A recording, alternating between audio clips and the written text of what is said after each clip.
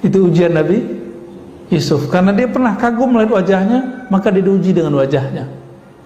Kita berapa kali Pak diuji ya. Nabi Musa alaihi salatu wassalam, ketika beliau diuji satu pertanyaan, adakah orang yang lebih alim darimu hai Musa? Apa jawaban Nabi Musa? Enggak ada. Maka diuji dengan Nabi Khidir. Nabi Allah Khidir ini membuat satu perbuatan yang semua perbuatan itu diharamkan secara hukum oleh hukumnya Nabi Musa. Itu ujian paling berat Nabi Musa. Maka kita nanti akan diuji dengan apa yang kita suka. Nabi Ibrahim itu setelah punya anak, beliau kemudian merasa lega, alhamdulillah punya anak. Tiduran nih Pak, tiduran, molornya kelamaan, sehingga lewatlah waktu bermunajat kepada Allah. Disitulah kemudian Allah datang dan memberikan wahyu, anakmu sembelih. Dia nggak percaya, wah kayaknya halu nih ya. Besok begitu lagi, sampai 3 kali, baru kemudian dia mengiyakan dan dia mendatangkan anaknya, karena dia tahu dirinya Nabi. Mimpinya Nabi wahyu atau bukan? Ya, kalau bapak yang mimpi nggak wahyu ya. Bapak mimpi nyembelih anak, itu nggak boleh diamalkan itu. Itu namanya sedeng itu ya. Nabi Ibrahim itu cuma diuji. Kenapa? 80 tahun menunggu anak, dikasih anak, keasikan, kelelahan, lupa munajat. Itu sekelas Nabi Ibrahim diuji. Allah cemburu, kok di kolbu Nabi Ibrahim ini sudah mulai ada gangguan nih, kira-kira begitu. Tapi seorang Nabi sebenarnya tidak akan terganggu. Allah uji saja. Diuji dengan apa? Anaknya suruh ambil, disembelih. Nah ini agak ekstrim memang. Allah menguji Nabi Ibrahim itu agak sedikit keras. Kenapa? Karena Nabi Ibrahim akan diabadikan namanya dalam sholat kita. Allahumma salli ala Muhammad wa ala ali Muhammad kama sallaita ala Ibrahim wa ala Ibrahim. Boleh pakai Sayyidina, boleh tidak ya. Kita abadikan terus Pak namanya. Maka tidak pantas seorang Nabi Ibrahim yang selalu disolawatkan, yang disebut namanya dalam salawat Nabi Muhammad SAW, lalu beliau lupa kepada Allah dan terganggu oleh anaknya. Anaknya Nabi bukan? Ternyata anaknya Nabi. Semua anaknya Nabi Ibrahim itu Nabi. Saya pernah cerita di beberapa tempat, atau baru satu tempat ya. Nabi Ibrahim itu kan yang kita tahu istrinya cuma 2, Siti Sarah, Siti Hajar. Siti Sarah itu dari kampungnya, Siti Hajar dari Mesir. Padahal ada yang ketiga, namanya Siti Konturah. Ini disebutkan dalam Tarikh Tabari, sejarah yang ditulis oleh Imam Tabari, pengarang tafsir. Dalam beberapa teks disebutkan Qaturah. Kalau dalam bahasa Arab namanya Konturah. Anaknya ada 6. Ada namanya Madian, maka jadi kota Madian kan di Yaman. Ada Medan, saya nggak tahu apakah itu Medannya Sumatera Utara. Cocok logi Batar, takutnya cocok logi. Namun ulama sejarah sepakat bahwa 6 anaknya ini menyebar bukan di Timur Tengah saja, tapi menyebar ke India dan Timur India. Negeri kita disebut dengan Timur India. Oleh orang Belanda dulu disebut dengan Hindia Timur, benar nggak? Semua anak-anaknya Nabi Nuh dulu itu nama anaknya menjadi nama wilayah dan kota di Timur Tengah. Begitu juga semua nama anak-anak Nabi Ibrahim yang 6 itu hampir semuanya menjadi nama kota. Jadi saya bukan cocok logi ya, itu benar bahwa ada keturunan Nabi Ibrahim yang sampai ke negeri kita. Maka negeri kita ada yang disebut Medan, Maidan bahasa Arabnya. Di Arab sana juga ada Al-Maidan. Ya barangkali beliau hijrah, kan orang dulu berjalan kemana-mana. Bukan cocok logi juga ketika orang-orang Brahmana menyebut pemimpinnya dengan Brahmana. Jadi ahli sejarah, pakar genealogi namanya, itu mencoba melihat Brahmana ini kan bahasa Sanskerta, ya, bahasa Sanskerta, Pak. Itu ulama kita ahli sejarah beda pendapat mana yang lebih tua. Bahasa Aramaik, Aramaik itu induknya bahasa Arab, induknya bahasa Ibrani. Ini Timur Tengah. Mana yang lebih tua bahasa Aramaik? Aramaik yang dulu dipakai oleh Nabi Idris, Nabi Nuh, Nabi Adam alaihissalatu wassalam. Sedangkan di India orang pakai bahasa Sanskerta. Tapi kebanyakan ahli sejarah mengatakan bahasa Sanskerta berasal juga dari Aramaik. Wallahu ta'ala alam. Ini masih satu rumpun, walaupun sebagian orang mengatakan itu bahasa tertua. Dan bahasa kita banyak yang dari sana juga, Pak. Banyak dari sana, ya. Dulu sebelum negeri kini ada negeri Melayu, ya, kerajaan-kerajaan Melayu, kerajaan Majapahit, Sriwijaya. Tulisan-tulisan yang ada di prasasti itu kan tulisannya tulisan Palawa, tulisan Palawa, Pak. Bahasanya Melayu. Udah bercampur, kalau di Jawa ada Kawi, ya, ada tulisan Hana Caraka, semuanya pengaruh dari sana. Maka ini besar kemungkinan memang itu namanya Sayyidah atau Siti Kontura. Itu melahirkan Bani Jawi, jika benar ungkapan ini, ya. Jadi kita beruntung juga, Pak. Tapi hidungnya pesek-pesek, ya. Ya emang begitu. Udah iklimnya kali, wallahu a'lam.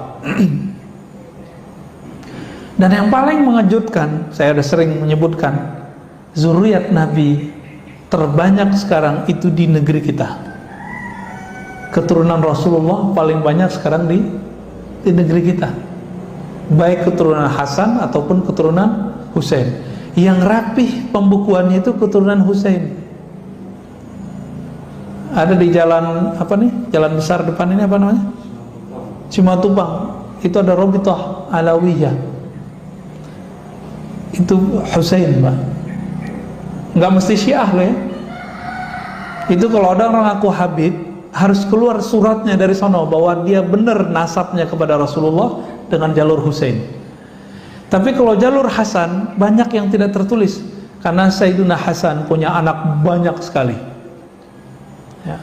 Di Sumatera Barat dulu ada gelarnya Siti Nurbaya, itu kan gelar untuk keturunan Rasulullah, Pak, di sana.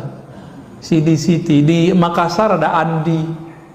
Di kita di sini di Pulau Jawa ada Raden, ya, Ajengan, apalagi Gus. Maka jangan sembarangan, Pak, ngasih nama gelar Gus, ya. Gus itu keturunan kiai. Kebanyakan kiai di Jawa itu campuran nikah dengan zuriat Rasulullah Sallallahu Alaihi Wasallam. Jadi jangan sembarangan ngasih nama Gus. Walaupun saya punya 1000 pesantren, saya nggak punya hak, Pak. Kalau bapak saya, mbah saya bukan kiai, sama. Walaupun jenggot saya panjang, sorban saya tebal, pakai gamis kemana-mana, tidak akan berhak dipanggil Habib. Tapi jangan sedih dulu. Habib itu kan dua, ada Habib jisim jasmani nasab, ada Habib ruhani. Siapa Habib ruhani? Orang-orang yang mewarisi ma'rifatullah yang ada di qalbu Nabi. Nah, itu yang asli, Pak. Mereka ini nanti yang menjadi keluarga Nabi yang sebenar-benarnya. Nanti para habaib akan kaget-kaget tuh kalau bapak ini sebagian dari mereka, bagian dari orang-orang yang mewarisi ma'rifatullah di qalbunya. Itu para habaib nanti bingung, loh hidungnya pesek-pesek begini kok bisa jadi pengikut Rasulullah, kok bisa bersama Rasulullah Sallallahu Alaihi Wasallam, ya. Jadi para habaib sendiri PR-nya sama dengan kita, harus menemukan dirinya, apakah dirinya pewaris ilmu itu atau tidak. Jadi yang antum yang masih keturunan-keturunan Rasulullah, ya bersyukur, tapi PR-nya lebih banyak. Harus betul-betul seiringan tuh nasab jasadnya dengan nasab rohaninya, ya. Nah, kembali ke mukhalafatun nafs, ya. Jiwa yang sudah mutmainnah itu karakternya adalah punya latihan zikir yang sudah istiqomah. Lalu kemudian dia masuk ke bab pemikiran, dia mulai meridhoi takdir Allah karena dia sudah mulai tenang. Maka saya sering nanya, ini corona kehendak Allah bukan? Atau kehendak Wuhan? Atau kehendak konspirasi? Ya, mau konspirasi kek, mau konsispasi kek, ya. Tapi ini terjadi biiznillah bukan? Biiznillah. Ridho enggak? Ridho atau tidak? Ridho. Kalau ridho Pak, yang tadinya nafs kita amarah, kita loncatin cepet langsung ke radiyah, nggak perlu lewatin lawamah, mulhamah, mutmainah, langsung ke radiyah. Maka radiyah itulah awal dari ma'rifat rohani. Sedangkan sampai ke mutmainah itu rajinnya jiwa kita berlatih. Rajin nggak berlatih? Kalau rajin berlatih jiwanya, maka sampai ke mutmainah. Apa latihannya? Zikrullah, puasa, kurangin tidur, agak berat Pak, tapi ada jalur pintas. Zikir mungkin nggak banyak-banyak amat. Bapak ini kan tahajud bolong-bolong, kelihatan wajahnya bolong-bolong ya. Tapi subuh yang penting, weekend jangan ketinggalan. Ya. Terus gimana? Ambil jalur pintas, jalur ma'rifatullah. Yang pertama yang harus kita lakukan adalah ridho dengan kehendak Allah. Udah ridho nih, serius. Ntar kejadian apa aja sama kita, jangan kemudian nyalahin siapa-siapa. Ini ada ustadz, ada tetangga, ada siapa, tokoh kena covid, dikait-kaitkan dengan, oh itu dia munafik tuh kena covid. Loh, guru-guru kita hafiz Quran di Jawa, wali-wali Allah kena covid Pak. Kalau hafiz Quran yang sudah bertahun-tahun ngajar ini gak wali, terus dia apa dong? Meninggal kena covid. Jangan berprasangka, biasa aja ya. Emang covid nanya dulu, kamu waliullah bukan? Kamu beriman apa munafik? Kan gak nanya dia. Covid datang aja kan. Alhamdulillah kita sudah menemukan polanya, maka masjid kita bisa ramai lagi. Alhamdulillahirrabbilalamin. Kalau nggak kita sedih Pak ya, masjid sepi, udah berasa kayak kiamat aja rasanya ya.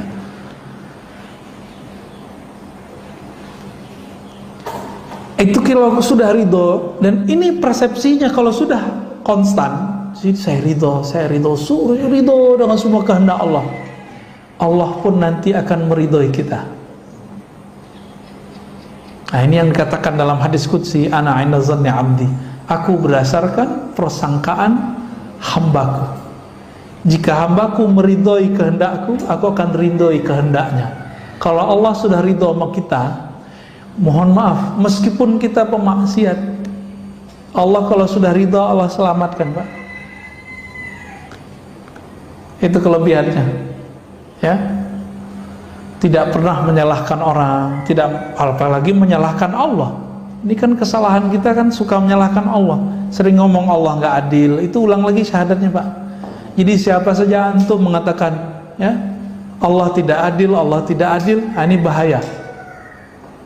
Ini orang seperti ini mesti diulang syahadatnya, karena dia menolak salah satu nama Allah, Al-Adlu ya. Allah kan adil, maha adil. Baik, kita coba lihat bagaimana ulama dulu mencoba melatih jiwanya. Ini nggak kuat Pak, saya nggak kuat ngikutin ini, saya cerita aja ya.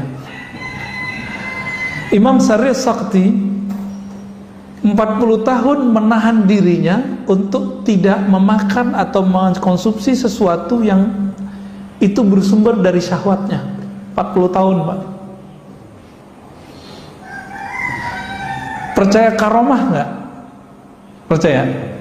Kalau ada orang zikirnya sudah istiqomah, tiba-tiba sejadahnya naik, percaya nggak? Percaya? Oke. Baru saya bacain Pak isinya. Kalau nggak percuma kita berceritain. Ya. Wa ruwiya rajulun jalisan fil hawa. Diperlihatkan satu waktu ada seseorang yang soleh Ketika dia berzikir, sajadahnya naik.